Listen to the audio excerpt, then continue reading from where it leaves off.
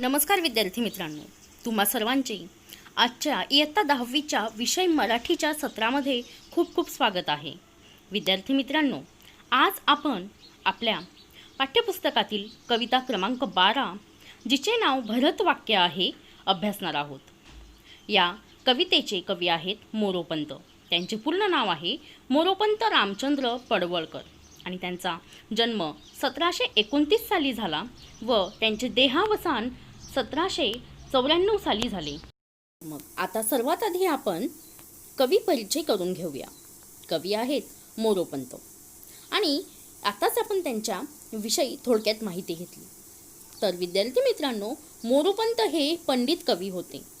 काव्य, नाटक, व्याकरण, अलंकारादी शिकून न्याय व वेदांत यांचे त्यांनी अध्ययन केले. त्यांनी विपुल काव्य रचना केली आहे. तसेच 268 काव्यकृती त्यांच्या नावावर आहेत. त्यांपैकी आर्याभारत, केकावली, मंत्र भागवत, मंत्र रामायण, श्रीकृष्ण विजय व हरिवंश या रचना प्रसिद्ध आहेत. तसेच त्यांनी संस्कृत काव्यरचनाही केली आहे. त्यांचे समग्र वाङ्मय कविवर्य मोरोपंतांचे समग्र ग्रंथ खंड 1 ते 12 यामध्ये संग्रहित करण्यात आले आहे.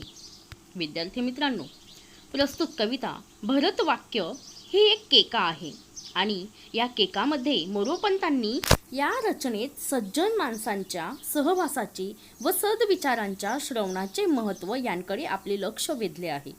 खोटा अभिमान बाळगू नये, भक्ती मार्गाकडे वळताना कोणत्याही मोहाला बळी पडू नये असे आवाहन त्यांनी केले आहे. सत्कर्मात व सज्जनांच्या सहवासात राहण्याची शिकवण या पद्यरचनेतून दिली आहे. अर्थातच ही कविता संस्कारक्षम अशी आहे. तर विद्यार्थी मित्रांनो, प्रस्तुत काव्यरचना ही मोरोपंतांच्या केकावली या संग्रहातून घेण्यात आलेली आहे. सर्वात आधी आपण आता भरतवाक्य म्हणजे काय आणि केका म्हणजे काय हे आपण सर्वात आधी जाणून घेऊया. तर विद्यार्थी मित्रांनो, भरतवाक्य म्हणजे नाटकातील शेवटचे वाक्य. प्रस्तुत काव्यरचना ही एक केका आहे आणि मोरोपंतांच्या केकावली या काव्यसंग्रहातील केकांच्या संग्रहातील हे शेवटचे पदचरण आहे आणि म्हणून याला भरतवाक्य असे म्हटले गेलेले आहे. आणि केका म्हणजेच मोराचा टाहो आणि आवली म्हणजे पंक्ती. मग मोरोपंतांनी स्वतःस मोर कल्पून ईश्वराला मारलेल्या हाकांना केलेल्या आळवणीला केकावली म्हटले गेले आहे. आणि हा केकांचा संग्रह या केकावली या काव्यसंग्रहात करण्यात आलेला आहे. आणि आपल्यासमोर त्यातील शेवटचे पदचरण म्हणजेच भरतवाक्य आज आपल्याला शिकायचे आहे. चला तर मग आता वळूयात कवितेकडे. ही आहे विद्यार्थी मित्रांनो आपली कविता, जी पान नंबर 45 वर आहे आणि आज आपल्याला याचे अर्थासहित स्पष्टीकरण शिकायचे आहे. सर्वात आधी आपण कवितेचे वाचन करून घेऊया. सुसंगती सदा घडो, सुजन वाक्य कानी पडो, कलंकमतीचा झडो, विषय सर्वथा नावडो, सदघ्रिंग कमळी दडो, मुराडिता हटाने अडो, वियोग घटता रडो, मन भवचरित्री जडो, न विषय कधी ढळो, कुजन विघ्न बाधा टळो, न चित्त भजनी चळो, मती सदुक्त मार्गी वळो, स्वतत्व हृदयाकळो, दुराभिमान सारा गळो, पुन्हा न मन हे मळो, दुरीत आत्मबोधे जळो, मुखी हरी वसो तुझी कुशल धामनावली, क्षणांत पुरविल जी सकल कामना मावली, कृपा करिशी तू जगत्रय निवास दासावरी, तशी प्रगट हे निजाश्रित जना सदा सावरी.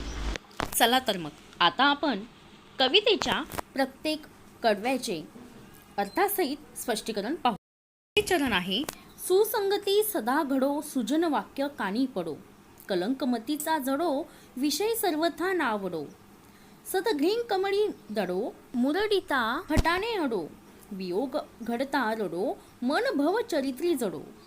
विद्यार्थी मित्रांनो, अतिशय सुंदर अशा शब्दांमध्ये मोरोपंतांनी आपल्याला आपले चरित्र, आपली वागणूक आणि आपली संगत कशी असायला पाहिजे याबद्दल आपल्याला सांगितले आहे. विद्यार्थी मित्रांनो, सुसंगती म्हणजे चांगली सोबत आणि आपली जी संगत असते, आपली जी मैत्री असते ती नेहमी सत्पुरुषांसोबत असायला पाहिजे, चांगल्या लोकांसोबत असायला पाहिजे. विद्यार्थी मित्रांनो, जुन्या पाठ्यक्रमामध्ये इयत्ता 8वीच्या वर्गामध्ये एक धडा होता आणि त्या धड्यामध्ये त्या कलाकाराला एक चित्र काढायचे असते आणि ते पहिले चित्र तो ठरवतो की मी एका निरागस सुशील अशा मुलाचे मी काढेल आणि त्यानंतर ते चित्र काढतो. त्या चित्राला खूप प्रसिद्धी येते. त्या चित्रामुळे त्या कलाकाराला खूप सारे पारितोषिकं देखील मिळतात आणि मग काही वर्षांनंतर त्या कलाकाराच्या मनात येते की मी आता अतिशय रागीट गुन्हेगारी प्रवृत्तीच्या एका व्यक्तीचे चित्र काढेल आणि ते चित्र काढण्यासाठी तो कलाकार एका जेलमध्ये जातो, एका कारागृहामध्ये जातो आणि मग तिथे गेल्यानंतर तो एका व्यक्तीला तो भेटतो आणि त्याचे चित्र तो काढतो आणि मग त्या गुन्हेगाराला ते लहानपणीचं एका निरागस अशा बालकाचं तो चित्र दाखवतो आणि ते चित्र पाहिल्यानंतर तो गुन्हेगार खूप रडायला लागतो. रडण्याचे कारण विचारल्यानंतर तो सांगतो की हे जे चित्र आहे हे चित्र माझेच आहे, परंतु फक्त आणि फक्त मला कुसंगत लाभल्यामुळे, मला वाईट संगत लाभल्यामुळे, वाईट लोकांची मी मैत्री केली त्यामुळे मी गुन्हेगारी प्रवृत्तीचा झालो. अर्थातच आपली संगत आपल्या विचारांवर, आपल्या चरित्रावर नक्कीच परिणाम करत असते आणि म्हणून मोरोपंतांनी सांगितले आहे की सुसंगती सदा घडो, सुजन वाक्य कानी पडो. जर आपल्याला सुसंगत लाभत असेल तर आपल्या कानी नक्कीच सुजन वाक्य पडते. सुजन वाक्य म्हणजेच चांगल्या पुरुषांच्या तोंडचे वचन किंवा त्यांचे विचार. पुढे मोरोपंत म्हणतात, कलंकमतीचा झडो, विषय सर्वथा नावडो. कलंक म्हणजे डाग आणि इथे या शब्दाचा अर्थ होतो वाईट विचार. मती म्हणजेच बुद्धी. मोरोपंत म्हणतात की आपल्या बुद्धीतील वाईट विचार कायमचे निघायला हवेत आणि जे काही असे वाईट विचारांचे, कुविचारांचे जे विषय आहेत ते सारे विषय आपल्याला कधीही आवडू नयेत. ते नेहमी सर्वांना ते नावडते विषय असायला हवेत. पुढे मोरोपंत म्हणतात, सदघ्रीं कमळी दडो, मुरडिता हटाने अडो. सदघ्रीं कमळी म्हणजे सज्जनांच्या पदकमली. आपले मन नेहमी सज्जनांच्या पदकमलाच्या ठिकाणी दडायला पाहिजे. विद्यार्थी मित्रांनो, येथे सज्जनांच्या, सत्पुरुषांच्या पदांना, त्यांच्या पायांना कमळाची उपमा देण्यात आलेली आहे. मग अशा या सत्पुरुषांच्या पदकमली आपले मन रमायला पाहिजे. त्यांनी कितीही आपल्याला दूर ढकलले तरी आपल्या मनाने आपण तिथून हटायला नको, आपण तिथून जायला नको. त्यांच्याकडचे चांगले गुण, चांगले विचार आपण ते आत्मसात करायला पाहिजे. पुढे मोरोपंत म्हणतात, वियोग घडता रडो, मन भव चरित्री रडो. वियोग म्हणजे दुरावा आणि मग हा दुरावा घडताना आपले मन रडायला पाहिजे. आपल्याला खूप वाईट वाटते अशा वेळेस आणि मग आपण शरीराने जरी त्या सज्जनांपासून आपला वियोग झाला असेल, आपल्यामध्ये दुरावा निर्माण झाला असेल, पण मात्र आपल्या मनाने आपण त्यांच्या पदकमली आहोत आणि त्यासाठी आपण भवचरित्र अर्थातच सत्पुरुषांचे चरित्र आपण वाचन करायला पाहिजे. आता वळूयात पुढील चरणाकडे. पुढील चरण आहे, न निश्चय कधी ढळो, कुजन विघ्न बाधा टळो. न चित्त भजनी चळो, मती सदुक्त मार्गी वळो. स्वतत्व हृदया कळो, दुराभिमान सारा गळो. पुन्हा न हे मन मळो, दुरित आत्मबोधे जळो. आता आपण या चरणाचा अर्थसहित स्पष्टीकरण पाहूया. न निश्चय कधी ढळो, कुजन विघ्न बाधा टळो. निश्चय, निश्चय म्हणजेच आपल्या मनाचा निर्धार. मग आपण आपल्या मनाशी केलेला निर्धार, निश्चय कधीच ढळू नये, तो कधीच कमी पडू नये. ढळणे म्हणजेच कमी पडणे. कुजन विघ्न बाधा टळो. कुजन म्हणजेच दुर्जन, विघ्न म्हणजेच संकट, बाधा म्हणजेच पीडा. मग या दुर्जन लोकांनी आणलेली जी संकटमय पीडा आहे ती नेहमी टळो. आपल्या आयुष्यात येणारी ही कुजन विघ्न बाधा जी आहे ती नेहमी टळो. न चित्त भजनी जळो, मती सदुक्त मार्गी वळो. चित्त म्हणजेच मन, आणि आपले मन हे नेहमी भजनाकडे असायला पाहिजे. भजनी ऐकत असताना आपले मन कधीही त्यापासून दूर जाऊ नये. आपल्या मनामध्ये वेगळे विचार कधीच येऊ नयेत. मती सदुक्त मार्गी वळो. मोरोपंतांनी एका चांगल्या व्यक्तीचं इथे उदाहरण दिलं आहे की या चांगल्या व्यक्तीची जी मती आहे, जी बुद्धी आहे, ती नेहमी सदुक्त मार्गाकडे वळायला पाहिजे. सदुक्त मार्ग म्हणजेच चांगला मार्ग किंवा सदपुरुषांनी सांगितलेला भक्तिभावाचा मार्ग. पुढे मोरोपंत म्हणतात की स्वतत्व हृदयाकडो, दुराभिमान सारा गरो. स्वतत्व म्हणजेच आपले आत्मतत्व, ज्या नियमांवर आपले मन चालले आहे, आपला स्वतःचा अभिमान टिकून आहे, असे आपले स्वतःचे तत्व, आणि ही तत्व आपल्या हृदयाला कळायला हवीत. दुराभिमान सारा गरो. दुराभिमान म्हणजेच खोटा अभिमान, आणि एका चांगल्या व्यक्तीचा हा खोटा अभिमान सारा निघून जायला पाहिजे. त्याच्या मनाने खोटा अभिमान कोणत्याही गोष्टीचा अजिबात बाळगू नये. बऱ्याच वेळेस बडा घर पोकळवासा अशा अनेक गोष्टी आपण ऐकत असतो. मग हा फक्त काय की हा एक खोटा अभिमान असतो. स्वतःच्या मनाला ते फसवत असतात. मग हा सारा जो दुराभिमान आहे, खोटा अभिमान आहे, तो सारा निघून जायला पाहिजे. पुन्हा न मन हे मळो, दुरित आत्मबोधे जळो. आणि मग अशा चांगल्या पुरुषाचे मन, ज्याने निश्चय केलेला आहे किंवा ज्याच्या मनामध्ये नेहमी भक्तिभावाचा मार्ग आहे, चांगला मार्ग आहे, चांगले विचार आहेत, आणि ज्याचे आत्मतत्व हे चांगले आहे, त्याला कोणत्याही गोष्टीचा खोटा अभिमान नाही, अशा या चांगल्या व्यक्तीचे मन कधीही मळू नये, ते कधीही कलंकित होऊ नये, आणि त्याचे आत्मबोधाने, आत्मज्ञानाने सारे पाप ही जळून जायला पाहिजेत.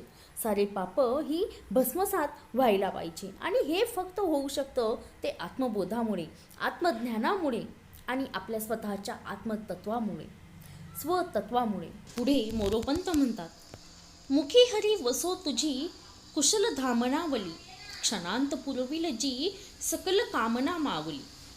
कृपा करीशी तू जगत्रय निवास दासावरी, तशी प्रगट हे निजाश्रित जना सदा सावरी. प्रभूला, आपल्या देवाला उद्देशून मोरोपंत म्हणतात, हे प्रभो, हे देवा, आमच्या तोंडी नेहमी तुझी कुशल धामनावली, म्हणजेच भगवंताची विविध नावे. हे प्रभो, तुझी विविध नावे आमच्या मुखी नेहमी असू दे, हे नावं सदा असू दे, आणि क्षणांत पुरविल जी सकल कामना मावली. ही आमची भक्ती, आमची श्रद्धा, यामुळे आमची जी सकल कामना आहे, आमची जी मनातील इच्छा आहे, ती सारी आमची माऊली पुरवेल, आमचा देव हे आमचा प्रभू पुरवेल. कृपा करीशी तू जगत्रय निवास दासावरी, तशी प्रगट हे निजाश्रित जना सदा सावरी. अर्थात मोरोपंत देवाला म्हणतात की हे जगत्रय निवासी, जगत्रय निवासी म्हणजेच तिन्ही लोकांमध्ये निवास करणारा, हे प्रभो, या तिन्ही लोकांवर तू राज करत आहेस आणि या तिन्ही लोकांमध्ये निवास करणारा देवा, तुझी कृपा या दासावर असू दे. तशी प्रगट हे निजाश्रित जना सदा सावरी. आणि कृपा दृष्टी या दासांवर ठेवून नेहमी त्यांच्यावर तुझं कृपाछत्र ठेवून त्यांना नेहमी चांगल्या मार्गावर लाव, वाईट मार्गापासून त्यांना सावर ना, अशी विनंती मोरोपंतांनी देवाकडे केलेली आहे. अर्थातच या संपूर्ण कवितेमध्ये एका चांगल्या व्यक्तीचे गुण आणि त्यानंतर त्या चांगल्या व्यक्तीने आपले मन परिवर्तन झाल्यानंतर आपले मन मलिन होऊ नये, आपल्या मनाने सदुक्त मार्गाकडे वळावे आणि यासाठी देवाला, प्रभूला विनंती केली आहे की माझ्यावर, माझ्यासारख्या दासांवर तू नेहमी तुझी कृपादृष्टी ठेव.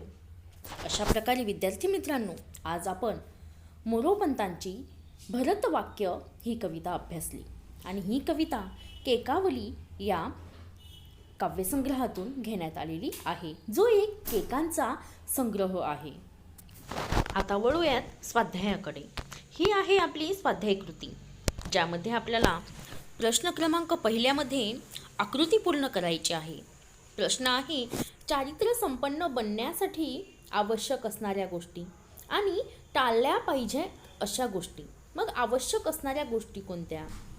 तर आवश्यक असणाऱ्या गोष्टी आहेत निश्चय, आत्मबोध, आत्मतत्व म्हणजेच स्वतत्व, त्याचप्रमाणे सुजन वाक्य, सुसंगत अशा आवश्यक गोष्टी आहेत. आणि टाळल्या पाहिजेत अशा गोष्टी कोणत्या?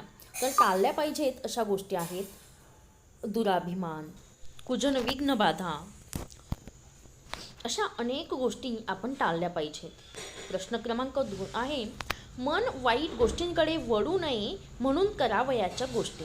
मग मन वाईट गोष्टींकडे वळू नये यासाठी मोरोपंतांनी काही गोष्टी सांगितल्या आहेत आणि त्या गोष्टी आहेत भक्ती मार्गाकडे वळणे, त्यानंतर सदुक्त मार्गाने चालणे म्हणजेच सज्जनांनी सांगितलेल्या चांगल्या मार्गावर चालणे, त्यानंतर सुसंगती राहणे म्हणजेच चांगल्या लोकांच्या संगतीमध्ये आपल्याला राहायचे आहे, सुजन वाक्य ऐकणे, चांगली वाक्य आपल्याला ऐकायची आहेत. आता वळूयात पुढील प्रश्नाकडे. पुढील प्रश्न क्रमांक 2 आहे, योग्य पर्याय निवडून विधान पुन्हा लिहा. यामधील अ भाग आहे, ज्यामध्ये कवींच्या मते मनातील सर्व इच्छा पूर्ण व्हाव्यात म्हणून सतत परमेश्वराचे नामस्मरण करावे. हा पर्याय इथे योग्य आहे. त्यानंतर आ मध्ये आहे, सद घ्रिंग कमळी दडो म्हणजेच पर्याय क्रमांक 2 आहे, कमळातून मधुसेवन करणाऱ्या भुंग्याप्रमाणे सज्जनांच्या पायाशी मन गुंतो असा त्याचा अर्थ होतो. आणि ही योग्य पर्याय लिहून आपल्याला ही विधानं पुन्हा लिहायची आहेत. प्रश्न क्रमांक 3 आहे, खालील गोष्टींच्या बाबतीत कवी परमेश्वराजवळ कोणती विनंती करतात ते लिहा. आणि इथे आपल्याला 4 शब्द दिलेले आहेत, ज्यामध्ये निश्चय, चित्त, दुराभिमान, मन. निश्चयासाठी परमेश्वराकडे विनंती केली आहे की निश्चय कधीही ढळू नये, कमी होऊ नये. चित्त कधीही मलिन होऊ नये, कधीही ते भजनातून लांब जाऊ नये, चढू नये. त्यानंतर दुराभिमान सारा हा आपला गळून जाऊ, पूर्ण तो कमी नष्ट व्हायला पाहिजे. आणि मन हे आपले कधीही मलिन असू नये. पुढील प्रश्न आहे, खालील ओळींचा तुम्हाला समजलेला अर्थ लिहा. मती सदुक्त मार्गी वळो आणि न निश्चय कधी डळो या ओळींचा विद्यार्थी मित्रांनो तुम्हाला समजलेला अर्थ लिहायचा आहे. त्यानंतर प्रश्न 5 आहे, काव्य सौंदर्य लिहा. इथे आपल्याला काही कवितेच्या ओळी दिलेल्या आहेत आणि त्यातील आपल्याला रसग्रहण करायचं आहे. काव्यपंक्तीतील विचार सौंदर्य स्पष्ट करायचे आहे. त्याचप्रमाणे सतप्रवृत्त व्यक्तीची तुम्हाला जाणवलेली वैशिष्ट्ये तुमच्या शब्दात लिहायची आहेत. आणि वाईट गोष्टींचा मोह टाळण्यासाठी तुम्ही कोणते उपाय सुचवाल किंवा तुम्हाला कोणते उपाय सुचत आहेत ते तुम्ही लिहायचं आहे. त्यानंतर इथे सद घ्रिंग कमळी आणि भरतवाक्य या 2 शब्दांचा, या या पदांचा इथे अर्थ सविस्तर रूपामध्ये देण्यात आलेला आहे. अशा प्रकारे आज आपण भरतवाक्य या कवितेचा स्वाध्याय कृती देखील आपण सोडवलेला आहे. तर विद्यार्थी मित्रांनो, आता भेटूया पुढच्या पाठाच्या वेळी. आणि जर तुम्हाला आजचा हा व्हिडिओ आवडला असेल तर या व्हिडिओला नक्की लाईक करा. काही सूचना द्यायच्या असतील तर कमेंट करा आणि असेच नवनवीन व्हिडिओ पाहण्यासाठी माझ्या यूट्यूब चॅनलला सबस्क्राईब करायला विसरू नका. धन्यवाद.